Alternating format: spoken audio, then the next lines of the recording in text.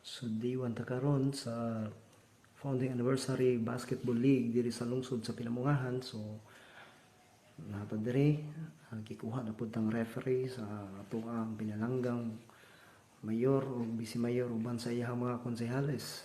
So usab ang Pibra ni referee na pod gikuha na sa dangamong grupo nga mao mo officiate sa basketball league founding anniversary.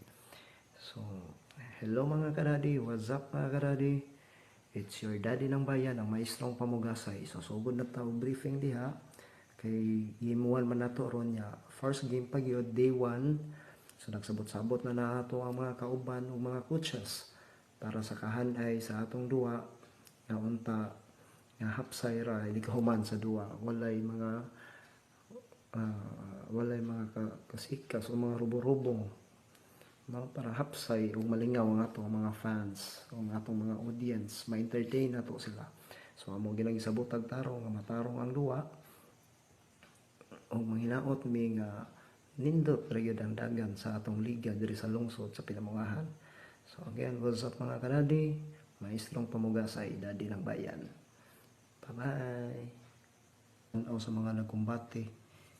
So di gid malikayan nga makulbaan ta labi nagnaay team or coach nga sobraan ka reklamador. So ato na lang silang smilean atong pakiton sa atong kagwapo ug kaambungan unta nga makasapot pud sila sa atong trabaho pa nga dili pud lalim nga magsigitag dagan-dagan nya magsipog atiman ana ilahang mga reklamo nga bisag dili na gud angay.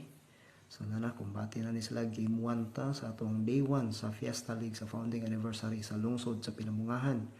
So smile lang ta diha atubang sa mga players nya nagaalam na kadaghan ang mga tao kay inter barangay man sa lungsod sa Pinamungahan.